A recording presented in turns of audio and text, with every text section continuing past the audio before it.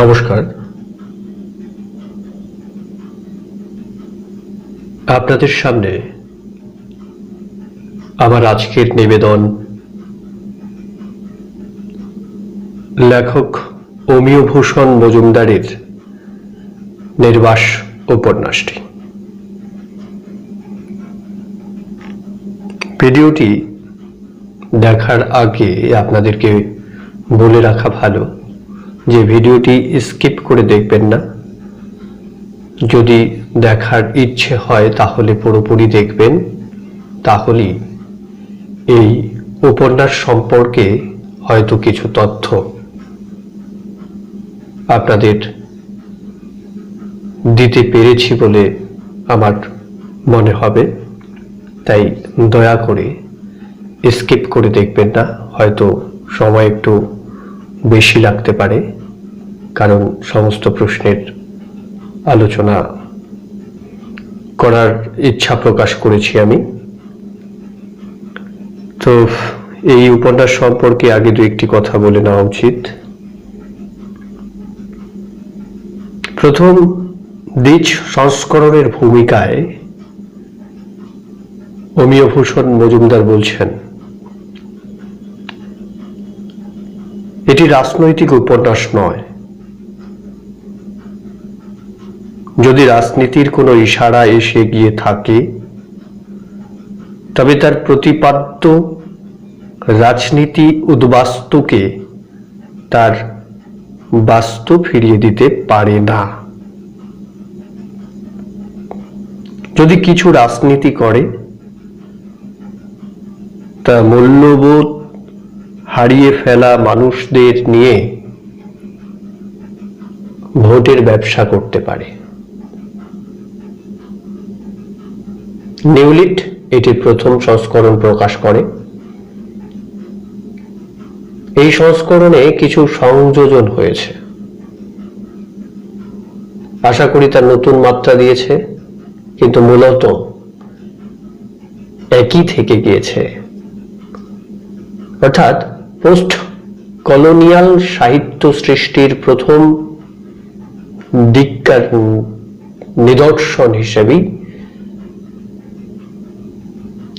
এই উপন্যাসটি। তাহলে প্রথম সংস্করণের ভূমিকায় কি বলেছিল? প্রথম সংস্করণের ভূমিকায় বলেছে যে এটা রাজনীতির উপন্যাস নয়। রাজনীতি সম্বন্ধে যদি কিছু বক্তব্য লেখকের থেকে থাকে এই উপন্যাসে, তা এই রাজনীতি বাস্তুহারাকে বাস্তু ফিরিয়ে দিতে জানে না।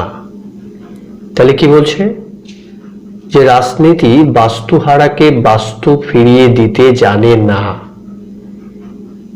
বিমিকে বাংলাদেশের প্রতীক রূপা ভাবা উপন্যাসের পক্ষে অপরিহার্য নয়।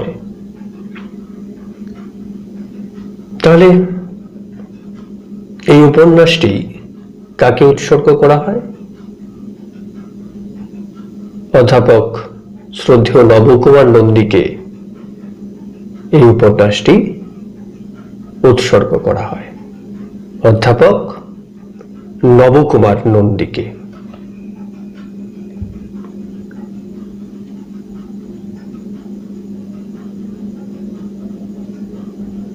উপন্যাসটি প্রথম প্রকাশিত হয়েছিল 1366 সনের শারদীয় গণবার্তায়। অমিয়ভূষণের বয়স তখন 41।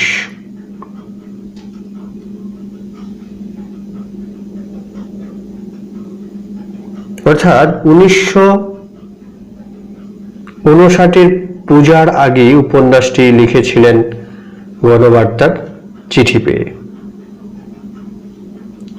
অমিয়ভূষণ মজুমদারের এটি হচ্ছে চতুর্থ উপন্যাস।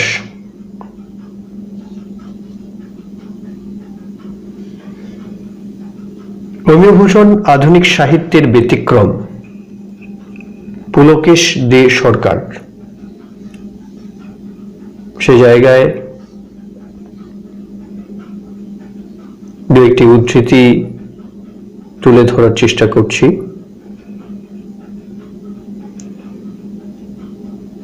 নির্বাসের স্বর্গোক্তিতে কোনো মহৎ ভাব উচ্চারিত হয়নি, এর কোনো স্থায়ী আবেদনও নেই, কিন্তু বিমলার বিচিত্র জীবনে অনেকবার কতগুলো মৌলিক কথা উচ্চারিত হয়েছে, যা ক্ষণে ক্ষণে মনকে স্পর্শ করে।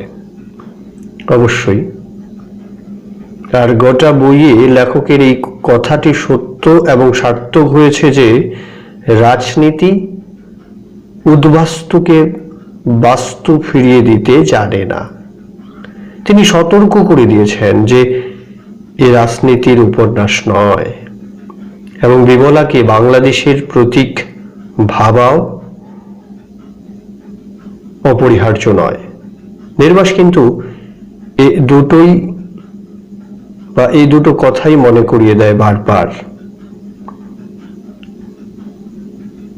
বিমলা সত্যি কোনো উদ্বাস্তু মানসিকতার প্রতীক নয়, সে বিশ্বস্ত রিপোর্টার মাত্র। অসংলগ্নতাই এই গ্রন্থের বৈশিষ্ট্য।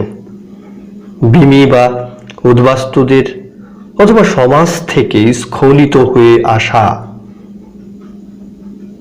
অসামাজিক সামাজিক জীবনের অসংলগ্নতা।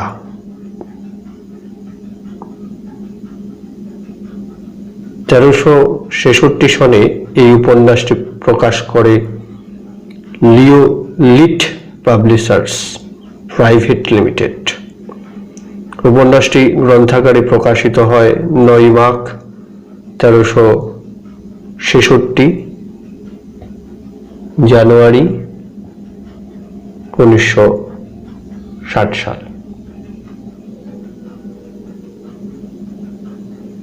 এবার ফিরছি মূল আলোচনায়, অর্থাৎ আমাদের নেট সেট ভিত্তিক যে আলোচনা, যেভাবে পড়লে আমরা অ্যান্সার করে আসতে পারবো এবং সহজ হবে। কারণ আমাদের নেট সেট সিলেবাসে যেগুলো থাকে সব শুদ্ধ অশুদ্ধ বা ক্রমানুসারে সাজাও ইত্যাদি ইত্যাদি বিষয়গুলো, তার জন্য যে মূল যে ইস্যুগুলো মানে লাইনগুলো, সেই লাইনগুলো আমাদের মনে রাখা উচিত, তাই না?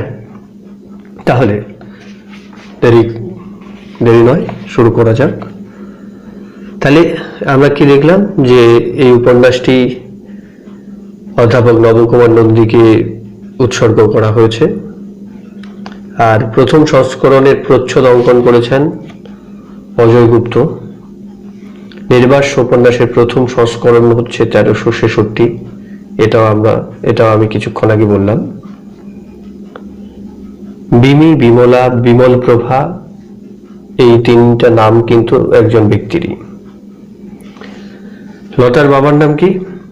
লতার বাবার নাম হচ্ছে গিরিশ। উদ্বাস্তুদের মধ্যে মোহিত বাবুর স্ত্রী পালিয়ে গিয়েছিল, তার মানে এটাও মনে রাখতে হবে। উপন্যাসের পরিচ্ছেদ সংখ্যা কয়টি? তাহলে উপন্যাসের পরিচ্ছেদ সংখ্যা হচ্ছে 7টি। ক্যাম্পের নাম কি? হলুদ মোহন ক্যাম্প। স্কুল মাস্টারের স্ত্রীর নাম হচ্ছে ওই যে বিমলা। মালতীরা যুদ্ধ বিরোধী, অর্থাৎ মালতীরা যুদ্ধ চায় না। আচ্ছা, কার মুখে বসন্তের দাগ ছিল বলতো? বিমলার মুখে। ঘাটির তাঁবুর দৈর্ঘ্য ছিল 6/4 হাত। আচ্ছা, বিমলার বয়স কত কে বলতে পারবে? বিমলার বয়স হচ্ছে 33 বছর। আচ্ছা, তাহলে ভুবন বাবুর বয়স কত? এটা 33 ছিল, যেহেতু এখানে অঙ্ক করা হচ্ছে না কিন্তু মনে রাখার জন্য যে 33 ছিল, তো তাহলে ভুবন বাবুর বয়স হচ্ছে, এখানে দেওয়া যেটা দেওয়া আছে সেটা হচ্ছে 43 বছর। মনে রাখতে হবে আমাদের। বিমলের বাবা কি করত? বিমলের বাবা কাঠের ব্যবসা করত। আর হলুদ মোহন যে ক্যাম্প ছিল, সেই ক্যাম্পের প্রধান কর্মচারী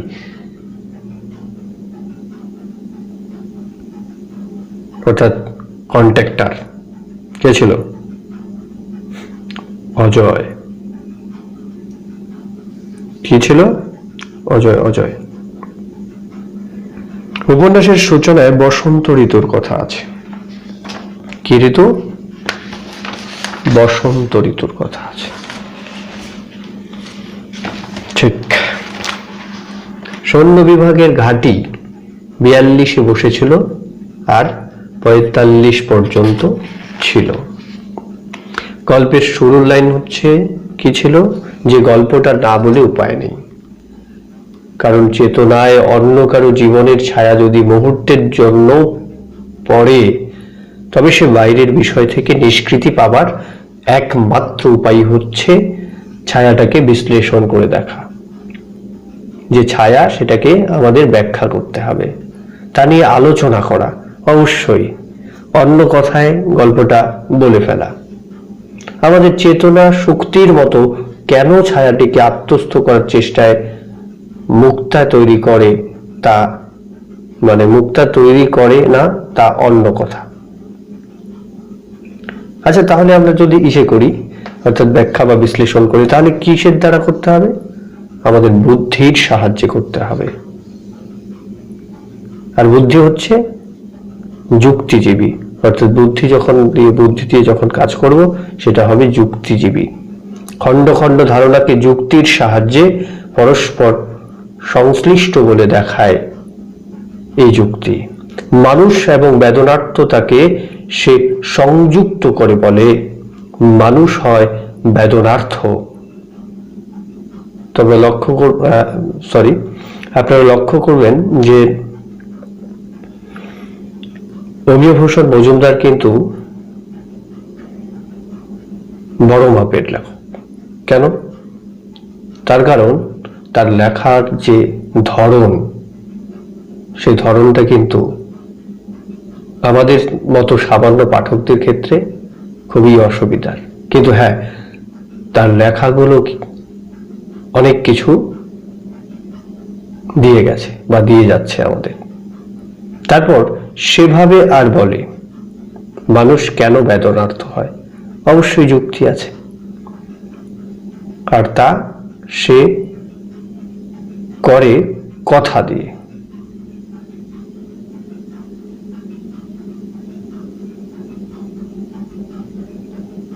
কথা কথা গল্প কি বলা যায়? এখানে প্রতিটি শব্দই একটি খণ্ড প্রত্যয়কে ধরে আছে। অবশ্যই গল্প বলা যায়। প্রত্যয়ের নামকরণ বা নামরূপ হচ্ছে কথা। প্রতিটি প্রত্যয় দৈর্ঘ্য, প্রস্থ এবং বেধের বাঁধনে বাঁধা। এ দিয়ে মানুষের দেহটাকে গড়ে তোলা যায়, তাকে সচেতন করা যায় না। বুদ্ধির সাধ্য কি তার এই কথার ইটে জীবন বেগ করে তোলে।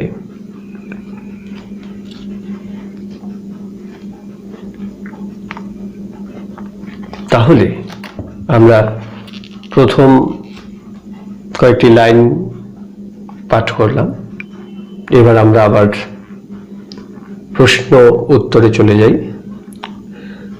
প্রশ্ন উত্তর পর্বে আবার থাকছে যে বিমলার চোখের মনির রং কেমন? ফিরোজা। গত বছর ভুবন বাবুর প্লুরিসি রোগ হয়। আচ্ছা, ভুবন কোন ক্লাসে পড়ে? ভুবন হচ্ছে 10ম শ্রেণীর ছাত্র। আচ্ছা, কেউ বলতে পারবে হলুদ মোহন ক্যাম্পে কয়টি পাড়া আছে, মানে গ্রাম? কেউ? কয়টি? 2টি। ভুবন বাবু খবরের কাগজে দ্বন্দ্বকারণ্য পড়ছিল। কি পড়ছিল? দ্বন্দ্বকারণ্য পড়ছিল। মরণচাঁদের স্ত্রীর নাম হচ্ছে সৌদামিনী। আচ্ছা, আপনারা কেউ বলতে পারবেন বিমলার বাড়ি কোথায় ছিল? কোথায় ছিল? বিমলার বাড়ি ছিল রেঙ্গুনে। হলুদ মোহন ক্যাম্প, গ্রুপ নম্বর 6, তাবু নম্বর 27, কার্ড নম্বর 587। এটা হচ্ছে বিমলার ঠিকানা। আরেকবার, হলুদ মোহন ক্যাম্প, গ্রুপ নম্বর 6, তাবু নম্বর 27, কার্ড নম্বর 587। যারা শুনছেন, আপনাদের কাছে আমার একটাই রিকোয়েস্ট, আপনারা পারলে খাতা নিয়ে নোট করুন, কাজে লাগবে। এবার আসি, মরণচাঁদ সকলের কাছে 2 পয়সা চায়। কিসের জন্য? ভাজা কেনার জন্য। রেশনে চালের দাম কত টাকা? 40 টাকা। ভুবনবাবু 1000 টাকার বীমা করেছিলেন। ভালো কথা। হাওয়া জাহাজের মোচড়ানো, দমড়ানো ভগ্নাবশেষ এখনো পড়ে আছে। পয়সা দিয়ে মরণচাঁদ বাজার থেকে সকলের জন্য পেঁয়াজ বড়া কিনে এনেছিল। অবশ্যই টাকা দিয়েই তো কেনা যায়, মনে রাখতে হবে এটা। হিরণ সাপের কামড়ে মারা যায়, তাহলে হিরণ হচ্ছে সাপের কামড়ে মারা গেছিল। সৌদামিনীর আসল নাম কি? সৌদামিনী। বিমলা যুদ্ধকে ঘনিষ্ঠভাবে জেনেছে যখন তার বয়স 16 বছর, অর্থাৎ 16 বছরের বালিকা বয়স থেকেই যুদ্ধ সম্পর্কে তার ধারণা জন্মেছিল। ভুবনবাবুকে দেখে বিমলার যা মনে হয়, ডাক্তারি ভাষায় তাকে বলে রক্তহীনতা। কানে যত কথা যায় সে বলে তার চাইতেও বেশি। কানে যত কথা যায় সে বলে তার চাইতেও বেশি। প্রত্যেকটা গ্রামেই থাকে, তো এই উপন্যাসে থাকবে না তার তো কোনো কথা নেই, তাই না? তাহলে এই ব্যক্তিটাকে, সে হচ্ছে গাঙ্গুলির বউ, মনে রাখতে হবে। বুড়োর আলমারিতে কঙ্কাল রাখার গল্পটি ভুবনবাবু পেন ফ্রেন্ড করে বলেছিল। ক্যাম্পের লাইব্রেরি স্থাপনে বেশি আগ্রহী ছিলেন মোহিত। সবাই চায়, যারা শিক্ষিত তারা চায় যে একটা লাইব্রেরি হোক। মন্দিরের দেয়ালের গায়ে লেখা ছিল, হরির নামৈব কেবলম। হলুদ মোহন ক্যাম্প, সেই ক্যাম্পে আছে 15টি পরিবার।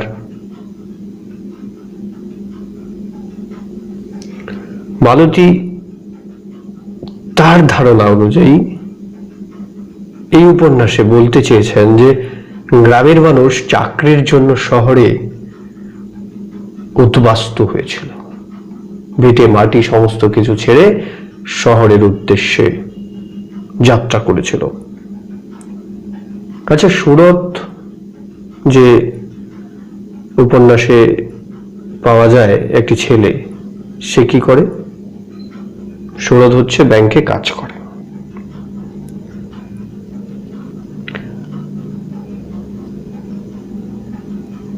সৌম্য বলেছিল চাকরি পেলে থাকবার বাড়িও পাবে। সে চাকরি পেলে গাড়ি বাড়ি সবই পাওয়া যায়। কথাটা ঠিক। বুক কাঁপে মা ঠাকুরন, ভালোবাসলেও পাপ তো। সৌদামিনী এ কথা বলেছিল বিমিকে, অর্থাৎ বিমলাকে। আচ্ছা, বিমলা কোথায় কাজ করে কেউ জানো? চা বাগানে কাজ করেন। তাহলে বিমলা চা বাগানে কাজ করেন।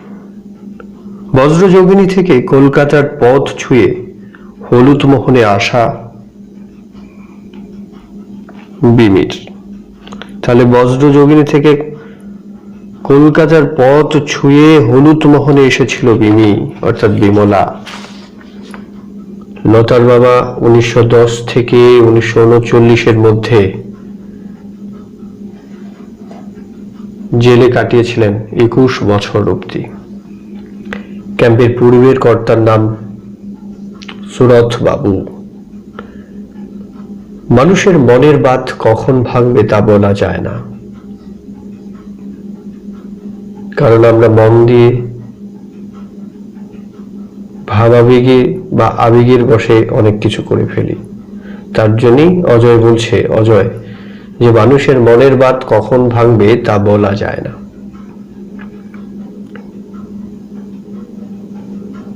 তারপর 4টি ঘরে 5টি পরিবার আশ্রয় নেয়। 4টি ঘর, সেখানে মিলেমিশে 5টি পরিবার আশ্রয় নিয়েছিল।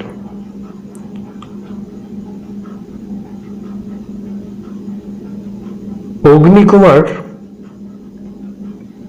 কলকাতায় চাকরি করে। আচ্ছা, কেউ বলতে পারবে মরণচাঁদের ভাইয়ের নাম কি?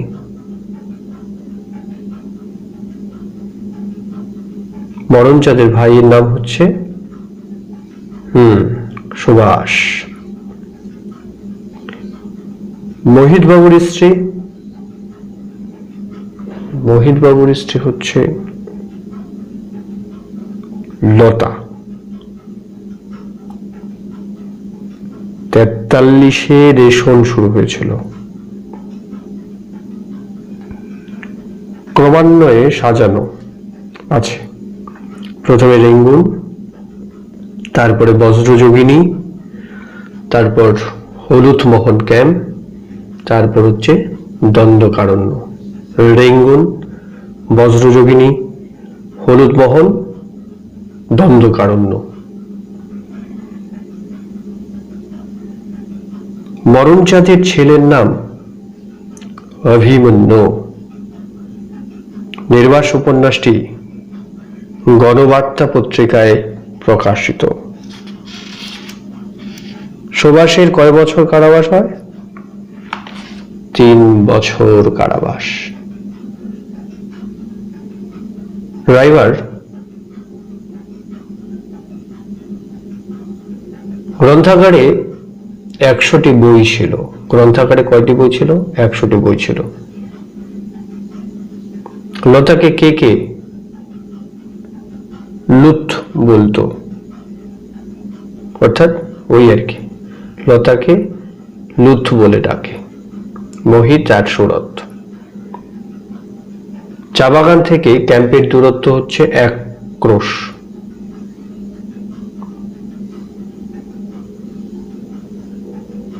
মরণচাঁদের বউয়ের ছেলে পুলে হবে না। বিন্দার কোলের শিশুটির বয়স কয় মাসের? 1 মাস।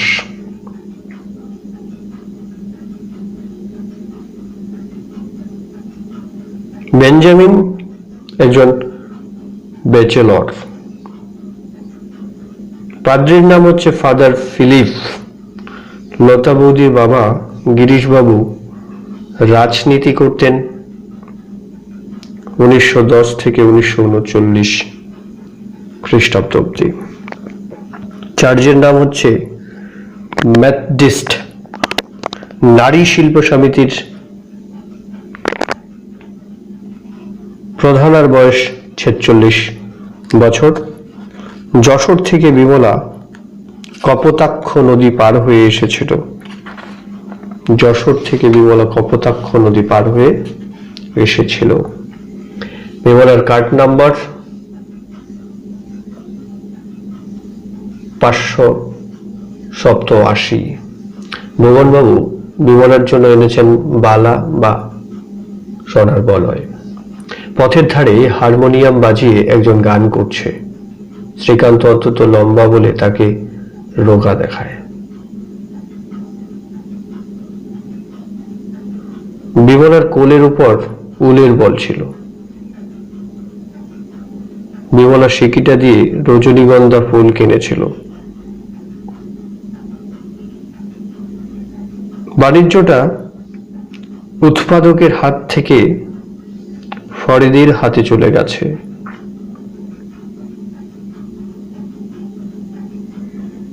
বনগাঁ রেল স্টেশনে বিমলার সাথে মরণচাঁদের প্রথম দেখা হয়েছিল। লাভ এট ফার্স্ট সাইট।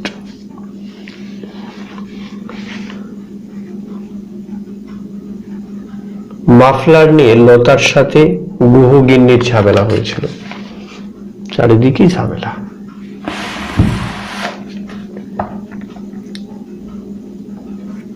বিমল প্রভার বাবা বোমা বিস্ফোরণে মারা যান।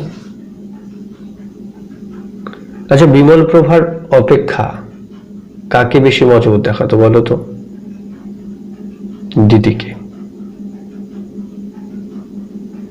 গাঙ্গুলি মশাইয়ের বড় ছেলে কি করত? সে রাজনীতি করত। আর সেন খুড়োর মেজো মেয়ে তানপুরা নিয়ে ঘরে। গাঙ্গুলি মশাইয়ের বড় মেয়ে হচ্ছে মালতী। ভুবনবাবু আর বিমলা একসঙ্গেই সংসার চালায়। ভুবনবাবু যত টাকার পলিসি করেছেন, 1000 টাকার। মরণচাঁদের কাছে 2টি আনা 2টি মোহরের মতো মূল্যবান। হলুদ মোহন ক্যাম্পে বিমলাকে নিতে এসেছিল ভুবনবাবু। হলুদ মোহন ক্যাম্পে বিমলার গ্রুপ নম্বর 6। মালতীর কালো রং, প্রকাণ্ড চেহারা, চোখ দুটি ছোট, ডাক্তার ডগা উল্টানো। মালতী অন্তত কর্মঠ মেয়ে। মালতী রাজনৈতিক দলের কাজ করে। মালতীর হাতের নখগুলি সুন্দর রক্তাভ, যেন রঙে ডোবানো। বিমলাকে জুতো পায়ে দেয়া মানায় না। বিমলার রান্নাঘরের পিছনে কাঁঠাল গাছ রয়েছে। ফাদার ফিলিপ টকের গায়ের রং কাগজের মতো সাদা। ম্যাকব্রাইন্ড সাংবাদিক নয়, সংবাদ স্রষ্টা। পৃথিবীর সব দেশে ম্যাকব্রাইন্ডের বইগুলি আগ্রহ সহকারে লোকে পড়ে। ম্যাকব্রাইডের টকটকে লাল চুল, ধাতব পরিধিহীন কাচের চশমা, ম্যাকব্রাইডের টাইটি প্রজাপতি আঁকা কালচে লাল রঙের। ম্যাকব্রাইডের একটা দাঁত সোনা দিয়ে বাঁধানো। ম্যাকব্রাইডের গন্তব্যস্থল কোথায়? ইন্দোনেশিয়া। মরণচাঁদ ধর্মের জন্য দেশ ত্যাগ করেছে। ক্যাম্পের প্রধান কর্মচারী অজয়। নীলদাড়ি বুড়োর অনেক টাকা। নীলদাড়ি বুড়ার একের পর এক বউ মরত আর নতুন বউ ঘরে আনত। টাকা থাকলে মানুষ কি না করে। হলুদ মোহন ক্যাম্পে 2টো পাড়া আছে। হলুদ মোহন ক্যাম্পে একটি গ্রন্থাগার স্থাপিত হয়েছে। গ্রন্থাগারটি আইনত সকলের জন্যই খোলা বা উন্মুক্ত। অগ্নিকুমার কলকাতায় চাকরি করে। অগ্নিকুমারের সঙ্গে বৃন্দার ম্যারেজ রেজিস্ট্রি হয়েছিল। বিমলা হলুদ মোহন ক্যাম্পে যাওয়ার পূর্বে মরণচাঁদের দলের একজন হয়ে দিন কেটেছে। মরণচাঁদের ছোট ভাই, তখন বললাম সুভাষ।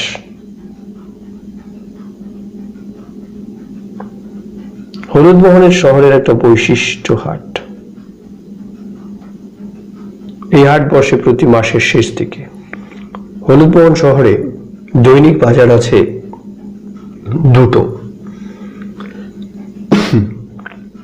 হলুদমোহন ক্যাম্পের কর্তা অজয়বাবু, হলুদমোহন ক্যাম্পের সদস্য সুরতবাবুর স্ত্রী সতী, হলুদমোহন ক্যাম্পের সদস্য মোহিতবাবুর স্ত্রী তাকে ছেড়ে চলে গেছে। মালতীরা ক্যাম্প থেকে পল্লীতে আসে 50-এ। মালতী যখন ক্যাম্পে ছিল তখন ক্যাম্পের কর্তা ছিল সুরেনবাবু। মোহিতবাবু একসময় খুব সুপুরুষ ছিল। মোহিতবাবুর স্ত্রী লতা।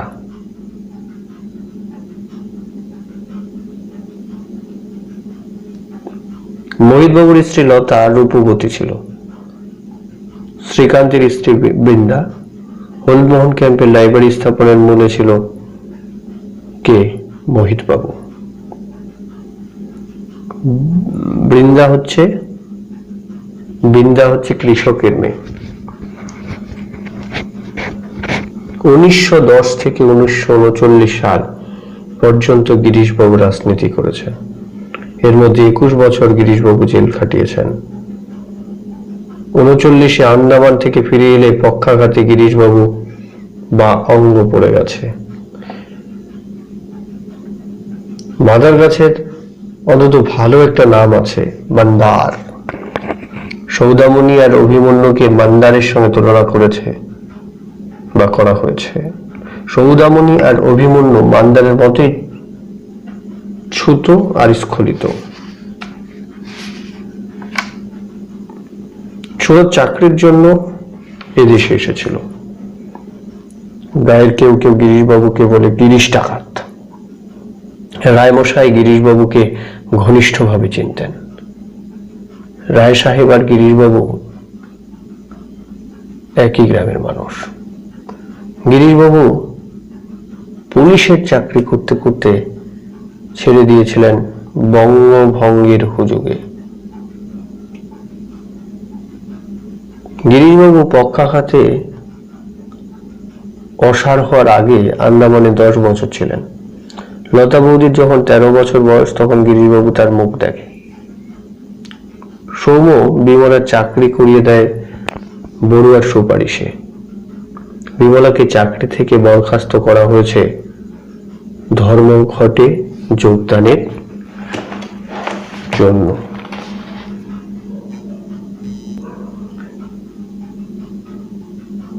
বিমলা সোজা হয়ে বসল, আঁচলে চোখ মুখ মুছলে, তারপর বললে, রান্না করতে যাই? সে উঠে দাঁড়িয়ে বললে, আচ্ছা ভুবনবাবু, দিদি যখন চলে গেল আমরা কিন্তু এক ফোঁটা শুধু ওষুধ জোগাড় করতে পারিনি। সেটা কি সান্দেব স্টেটে না ইম্ফলে? ভাবতে ঢুকে, তাই নয়? এটাই হচ্ছে। সেটা কি সান্দেব স্টেটে না ইম্ফলে? ভাবতে ঢুকে, তাই নয়, অর্থাৎ উপন্যাসের শেষ লাইন।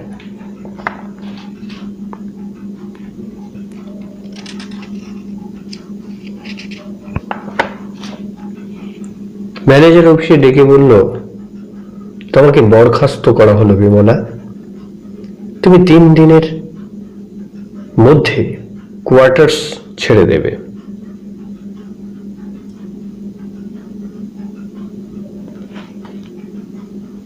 আপনি নয়, তুমি। 3 দিন। তার আগে সেই ধর্মঘট দাঙ্গা।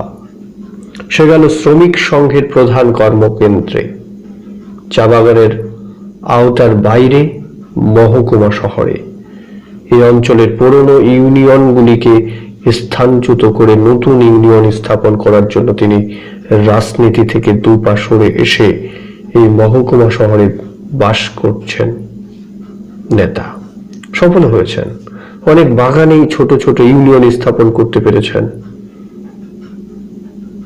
সোয়েটওয়েট হল, খেজুর গাছের গায়ে বট গাছকে পরগাছা হয়ে বসতে দেখেছ।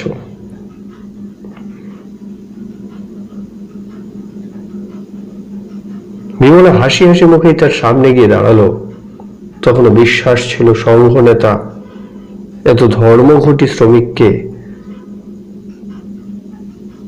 কাজে রাখতে পারছেন। তার বেলা কি এমন কঠিন হবে কাজটা? চাকরিটা তার জীবন সমান। বিমলা বলেছিল, আমার চাকরি গেছে, শুনেছেন?